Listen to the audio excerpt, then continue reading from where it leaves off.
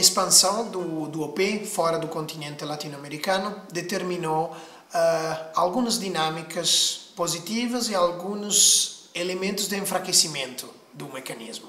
Sempre continuamos a pensar que seja uma expansão positiva, porque começar o OP, embora em formas limitadas, pioneiras, vinculadas só a alguns temas ou pequenos territórios, freguesias dentro de municípios maiores, é sempre o início de uma dinâmica que não se pode decidir desde o início onde vai parar. Então, eu acho sempre positiva a expansão, mas claramente temos que relevar que nos últimos anos o desenvolvimento da OP da Europa não deu uma interpretação radical das possibilidades do orçamento participativo.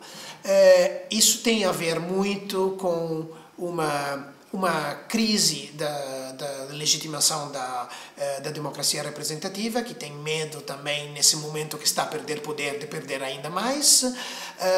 Tem a ver com uma maior formalização e institucionalização das políticas públicas na Europa. Então, a dificuldade de aceitar completamente um mecanismo que é em si, sobretudo, um pacto político. Então, tem muitos elementos de funcionamento informais. Tem a ver com a maior homogeneidade social da Europa, que não tornou o tema da redistribuição social e da justiça social como um tema tão central no OP como é em muitos países da América Latina.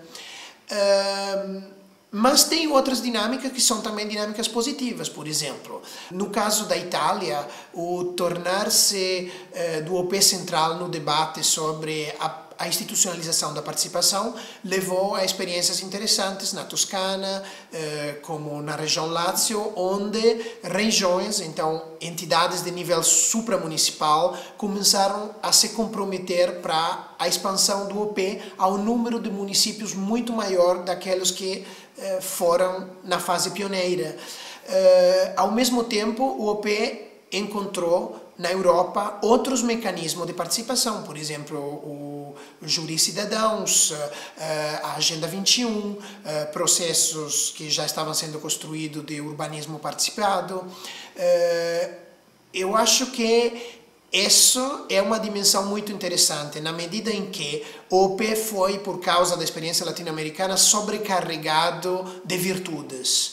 E o OP é um mecanismo que tem limites em si. Discute de algumas escolhas, de prioridades, mas depois tendencialmente não detalha essas escolhas, não chega com os cidadãos até discutir os projetos, discutir a qualidade do serviço que vai ser oferecido.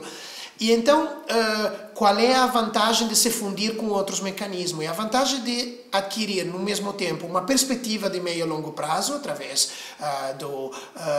influenciando os planos diretores em direção participativa, fundindo-se com a Agenda 21, por exemplo. Do outro lado, fundir-se com processos mais pequenos, mais detalhados, de urbanismo participado, de recuperação participada de um bairro, e assim entrar num sistema, ser um elemento de um sistema maior, que compreende outras formas, e essas formas, eu diria, com um termo em inglês, seriam on demand.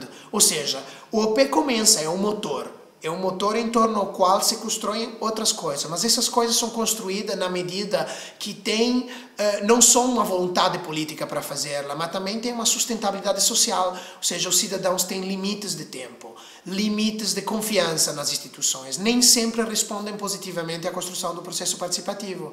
Agora, é importante que os processos participativos não desperdicem capital social. Ou seja, quando um processo se constrói, está pondo em jogo elementos de confiança entre a política e a cidadania, elementos de temporalidade, ou as pessoas que aceitam de dar o tempo livre do trabalho deles ou delas para participar em uma discussão sobre bens comuns. Agora, se o processo não for capaz de produzir resultados, não consegue mexer com a máquina administrativa para acelerar a construção de resultados práticos no território, se o processo invadir o espaço do privado demais, criando 20 processos participativos na mesma semana no mesmo território, as pessoas começam a perder confiança e o capital social vai se desperdiçar. Então, eu acho muito importante que o P está mostrando de poder ser um motor em torno ao qual se constrói gradualmente um sistema maior de participação que vai encher buracos que o OP não resolve por si.